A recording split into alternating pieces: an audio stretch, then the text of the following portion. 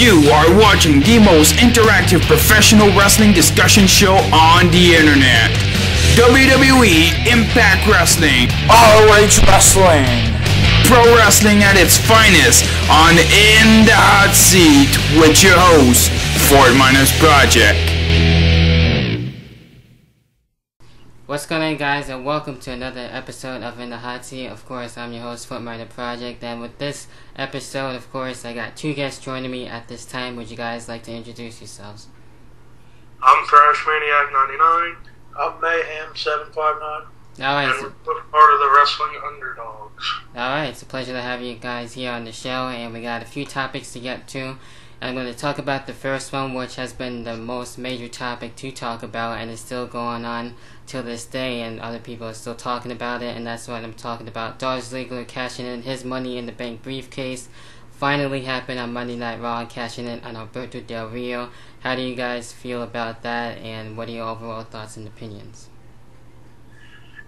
We're sitting there watching Monday night, and I see where Del Rio's banged up, and I kept looking at Levi. I was like, just wait for it, it's going to happen.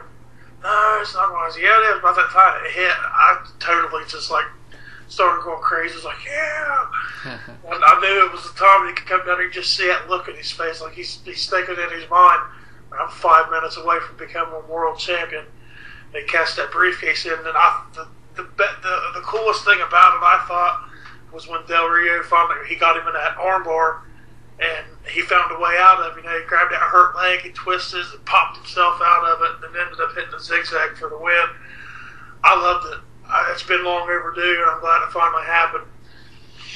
Yeah, and I had been saying for a while, WWE just couldn't seem to find a way for him to cash in, although they teased it several times before, but didn't really work too well. Now that right whenever I was giving up hope of him cashing in, I thought they were just going to let the contract expire at Money in the Bank in July, and I thought, well, that's probably what's going to happen, but boy, did WWE prove me wrong. Yeah, they proved all of us wrong. Well, better than WrestleMania, to be honest. Yeah. Because of that right there. Yeah, that was definitely probably the highlight of the night, especially too with the crowd. It was perfect timing and everything. I didn't even know when we were going to get the cash in. I thought we were going to get that at WrestleMania 29, but I guess WWE wanted to save it for that night after WrestleMania, which could have been any other perfect time for him to do that and to have him cash in. So it was about damn time that he was able to do that. I've always been a Dolph Ziggler fan, and I think this is really cool for him, and I hope this world title run is definitely going to be well worth it, and he's going to be able to keep the title for that much more longer than the last one too, and I think this is going to be doing wonders for it. So not only for the world title, but for him too as well. So that's really awesome. Been working out ever since Monday, and that has been really awesome. So I'm really looking forward to seeing what kind of feuds we're going to be getting now. So I would expect a lot of great things out of this world title push for him, and he's definitely deserving to be in the main event. He's always working his ass off and doing a lot too for the company, so this is really perfect. He deserves it, and that's all about it when it comes to me and how I truly feel about it. So I'm still marking out for sure over that. Next thing that I do have here with the next topic, and that is going into should NXT return to mainstream TV and not just Hulu Plus. How do you guys feel about that overall, and how do you feel about NXT 2 since the beginning, and as well transitioning into Hulu Plus, and how things have been transpiring? Have you guys been watching it? How do you feel about it overall? How do you guys feel about that? Well, when NXT first started, I really liked it because I liked the concept of 8 new guys coming into the company with a WWE Superstar or Diva as their pro, and I always thought that was pretty cool, especially season 1, because we basically had 8 of the best wrestlers in the indies at the time. Now we're also in FCW at the time, including the great Daniel Bryan or Bryan Danielson and a bunch of other good wrestlers. And kind of sucked how they just had Daniel Bryan just lose every match in the beginning of the season. I thought that was kind of dumb. But in the end, it paid off with Wade Barrett winning, and then all of a sudden, like a week or two after the season's over, the Nexus formed with all the guys from season 1. Oh, I thought that was insane. Then when we get into season 2, of course we had some other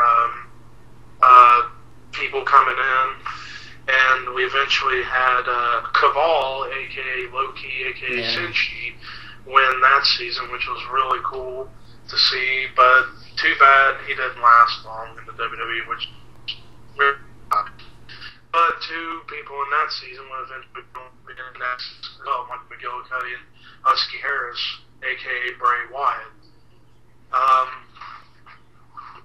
It was Husky Harris, aka Bray Wyatt, and then you had the Divas season when Caitlyn won, of course, AJ, Naomi, and Oksana, and all of them were in that, which was cool. And season 4, Brodus Clay was on there, and Johnny Curtis, aka Fandango.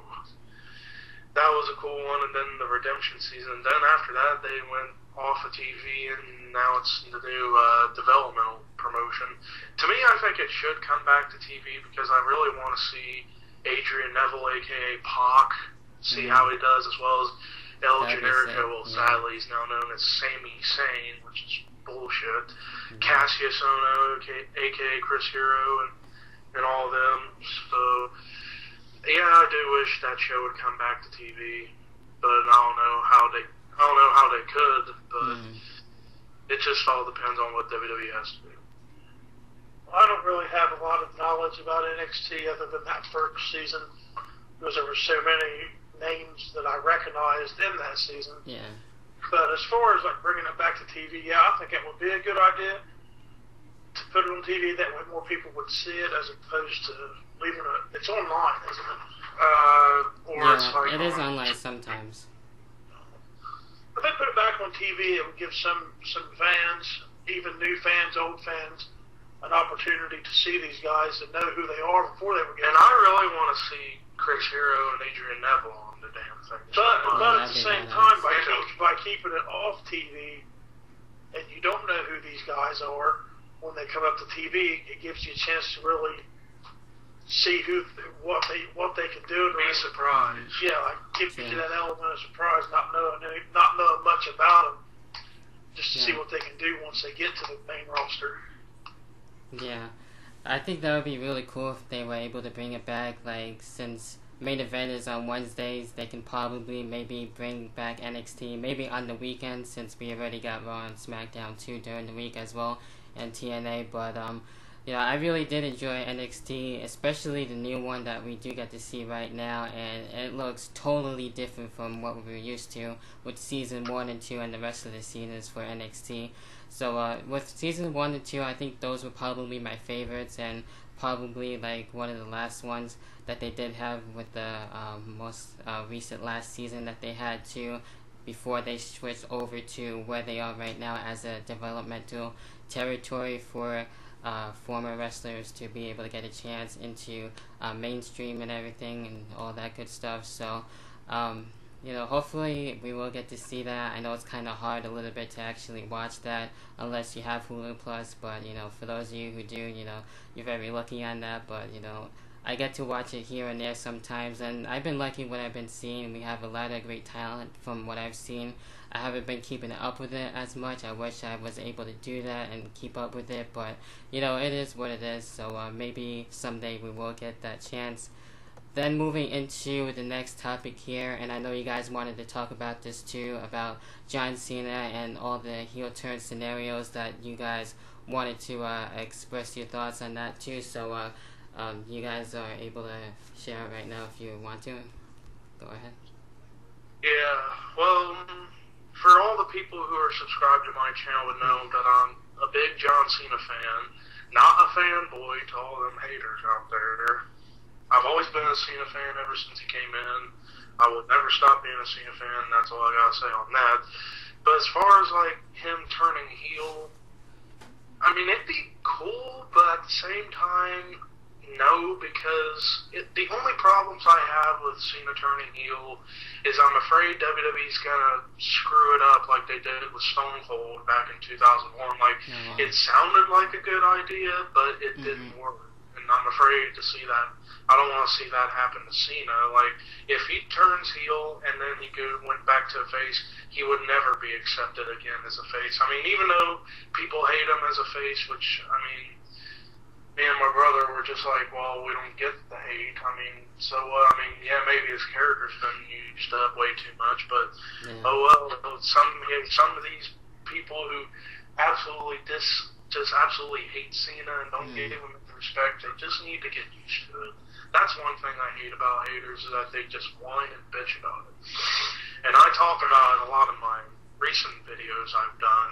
Yeah, those are awesome. I've gotten a lot of praise for what I've been saying.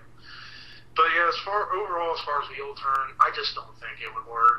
And besides, even if they do, the only question is who would take over as the face of the company for all the kids if Cena is a heel.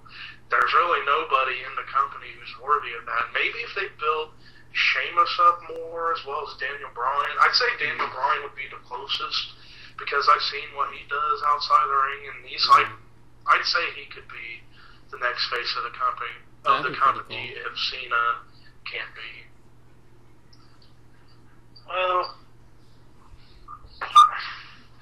I don't really know. Everybody has an opinion about everything these days. I mean, just because one person likes something doesn't mean everybody else has to. Right. My opinion, I like John Cena. I like what he represents and how he represents himself, how he represents the company. Just the Make-A-Wish Foundation, things like that. But I'm kind of getting to the point where I'm tired of trying to act like I want everybody to like him, because you've got so many people now that don't like him. I mean, we're probably about a 75% boo and a 25% cheer at the shows now. Depends on where they're at. And it's mostly the cheers you hear are women and children, and the boos are adult or men like us. Right. And it's, as far as like the heel turn thing, they like to hint around at it. That little line he dropped on Raw Monday night. I love that. Well, the 7 kick, how about a little heel turn? I love that. Yeah, I thought that was really crazy. That was funny. But I just don't ever see that really happening. No. I think it would be career suicide for him.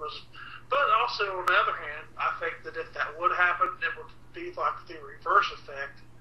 That's where everybody was supposed to be hating him. But everybody would start cheering him and liking him because he changed, because he turned heel, changed his attitude, started being the bad guy. You know, it might make people like him more. Right. I just don't see that happening. Yeah. And with that example of like what you said about like the 75% boost, 25% cheers, depending on where they're at. Like when me and my brother went to that house show last year, pretty much like everybody cheered for him. I didn't really hear any boos, or whenever the Let's Go Cena chants, I didn't really hear any Cena sucks. So yeah, pretty much where we're from, everybody, most of the guys like Cena, where we're from. Right. So. Yeah, to me, I've always been right in the middle. I don't really like him that much, but, you know, he's not exactly my favorite either. So there are times where I really do get into him, like when he's seriously funny, like what we saw on Raw and all those type of things where he's getting serious with The Rock and everything. That's when I really do enjoy him and everything, but, you know, other times, you know, I just haven't been that much into him as of late too. But with recently, like I said before too, in my previous videos on how I felt about him, you know, I don't really think, as of right now, thinking about it, the heel turn might not happen, probably won't. But then you bring up to that point, who's going to be the next face after John Cena, and there are still a lot of guys too that haven't been really brought up to be that way just yet, and they still need a lot of more work when it comes to being the next face of the company. So, you know, even though we did see a lot of great heels too, like with Stone Cold and all those guys, and you know, it has worked too before when they were face and then they were able to turn heel, and sometimes it doesn't work too. So, you know, there's a lot that really can go with that. At the same time, a little bit too, I can kind of see it working just a little bit, maybe at least for a year, if the WWE really wanted to try it out, and then maybe it could possibly work. So, you know, it all depends too, but, you know, at the same time as well too, when it comes to that, I just want to see how play out and actually believe it when I see it type of thing too. So there is a lot of different stuff that can really happen, but it's all up to the WWE and how they feel about what they really want to do with that. So only time will tell when it comes to John Cena and his heel turn.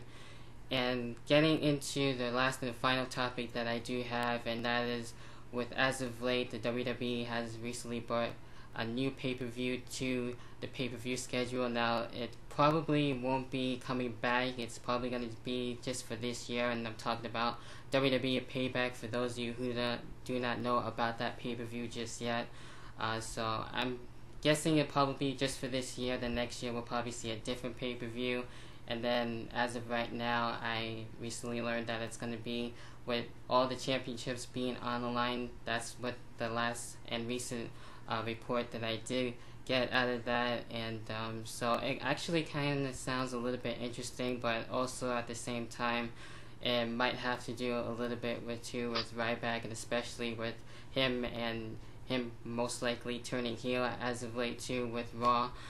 So if you guys want to talk about that and how you feel about with Payback and even with Ryback and his most likely heel turn from this past Monday. Well, as far as the Payback pay-per-view, I don't know. I mean, I get kind of tired of seeing like some of these pay-per-views going and adding in these like kind of crappy name pay-per-views sometimes. Like, I think what WWE really needs to do, they should take a page out of TNA's playbook and cut back on their pay-per-views.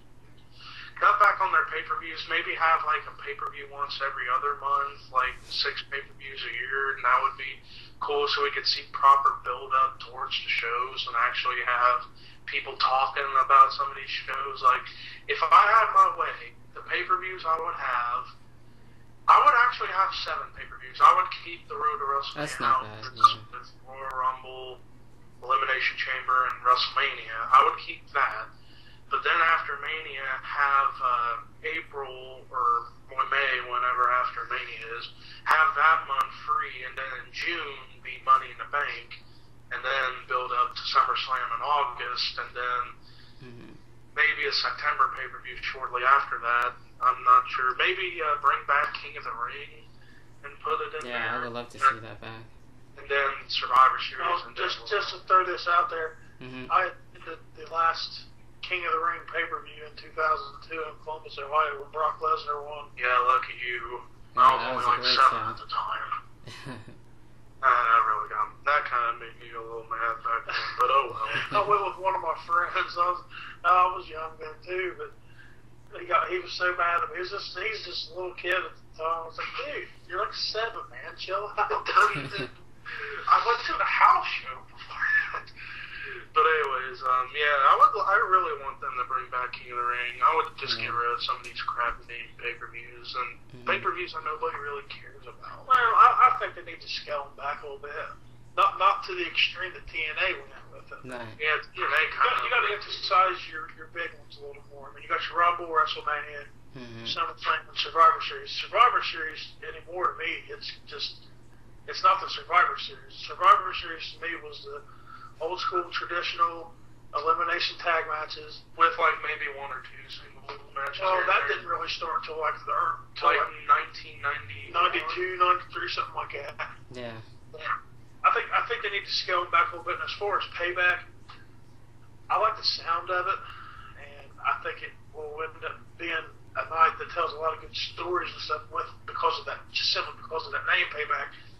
I think they need to emphasize more on the video packages that build the matches for these pay-per-views, and just a more emphasis on the pay-per-view itself. I mean, the build for WrestleMania, they talk about WrestleMania all year, but you got these I guess you could call them second-tier pay-per-views that they don't really do a lot of promoting for. Yeah, like Over the Limit, Extreme Rules. Well, last year's Extreme Rules was badass. Well, because of Brock Lesnar, they had to promote that to sell some. Yeah, that show was fun. I enjoyed that. They had to sell some pay-per-views to pay Lesnar that hefty salary that they're paying. And look at where it ended up. You had like 3 amazing matches and a few good matches. So I think people's too critical about Raws, SmackDowns, and pay-per-views and everything like that. Just be a fan and watch and try to enjoy yourself. Don't sit there and try to just point out every little mistake that you made and he messed up, he botched, he didn't say the right line.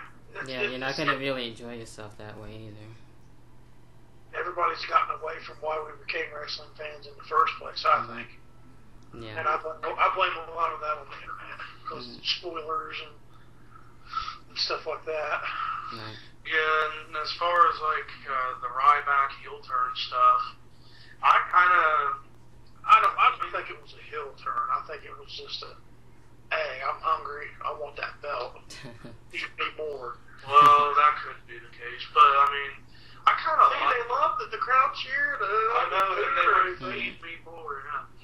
But I kind of like where they're going with this Cena versus Ryback. I think this will be a hard hitting. If it happens at Extreme Rules, I think it will be one hell of a hard hitting, brutal match. If it's an Extreme Rules match, it's going to be pretty brutal, I would say. I mean, you got Cena, who, speaking of Cena, and I didn't get into this earlier with the whole Cena topic, but that's fine. I always get a little tired of hearing people saying that his wrestlability sucks. I'm like, everybody has their own unique moveset in WWE, and I mean, the Great Khali's the one exception of that, because Great Khali is terrible. I have no idea why he's even there. I think he's only there because he was in the longest yard and they needed him for money, which hasn't really worked at all. Nice. But if in wrestling, in WWE in general, if you don't have any kind of wrestling ability, then there would be no way they'd beat them. You know, I mean, John Cena does try to imply that Cena was trying to bring in new moves every now and then. Like, he's been working on doing Hurricane Ranas and stuff like that. But enough with that. Totally off topic. No, it's perfectly fine, and I really agree with you on that one too. And it really shows too. Once he's up with guys like CM Punk and guys like that, he really does give out his all, and that's really cool. And I like he's able to try new stuff and everything like that. So that I really do like when it comes to that. But going back into with the Payback pay-per-view, I think it'll be fine, and I'm going to give it a chance. But it does make it really hard to keep up with the pay-per-views. And a long time ago, you actually knew when a certain pay-per-view was coming, and it made it easier for you to remember. You didn't really have to look up online for it either. But now that we're into where we are now in present time, it kind of makes it just a little bit more difficult. But with that said, like I said, I'll give it a chance to see how it goes. And actually, it should be a good pay-per-view, and it is in Chicago, so I would expect a really awesome show from that. So I'm actually looking really forward for it, and it shouldn't be a disappointment. So getting into with Ryback and everything, in a way, it kind of does seem like a heel turn. I'm not really exactly too sure yet. We'll have to wait and see on what's going to be happening going up into Extreme Rules, and with him and John Cena on how that's going to come into play. And even if that's going to be happening, it might not still be able to happen. He might just go back with Mark Henry. I'm not really too sure about how that's going to happen for the championship title and everything. So at the same time, I don't really know if Ryback is ready for the WWE title. I don't really think he's going to get it just yet. He might, but we'll have to wait and see. And I've been a fan of Ryback too since the beginning, and maybe we'll get to see more pay-per-view wins out of him, since he does need that too. So this is going to be really interesting on how that really plays out for him. So that I cannot wait for as well. But as for with the topics that we did talk about, you guys too who are watching, you can definitely comment down below on what we talked about and everything like that. And that about does it for the rest of the show. Was there anything else you want to talk about, or any shout outs to you guys would like to give out? Feel free to do so if you would like to. Well, as far as for shout outs, ThrashManiac99, subscribe to me. Also subscribe to my brother Mayhem. He needs more subs, like bad. It's not really that big of a deal for me. I mean, I don't really post a lot of videos, and most of the things I do is with him. But I will throw a Twitter plug out. You can follow me on Twitter at Heel Ruboski, FELROO. You should tell the story. You should tell the story of why that Twitter name is what it is. Like the Ruboski. Okay, the internet first really got big for me like about 1998 when I was a senior in high school, 97, 98, and Val Venus was becoming real popular. He was the big Val Boski. My nickname is Rue. So everybody started calling me the Big Ruboski. That makes sense. It's just stuck all these years. But I actually just followed you on Twitter, so give me the follow back. Alright, sure, no problem. I'll definitely do that. I'll leave the link too down below in the description box for everybody to check it out. And it's been really fun having you guys on the show. Maybe I can have the rest of the Wrestling Underdogs too as well sometime. That would be really fucking awesome. So that about does it for this week's episode for In the Hot Seat, and it's been a long time coming, so, kind of felt a little rusty, but, we will get there, and I will definitely bring the show back, and you will definitely see more In the Hot Seat. So until then, I'll catch you guys in the next one, and hopefully you guys enjoy the rest of your day. See you guys. Peace.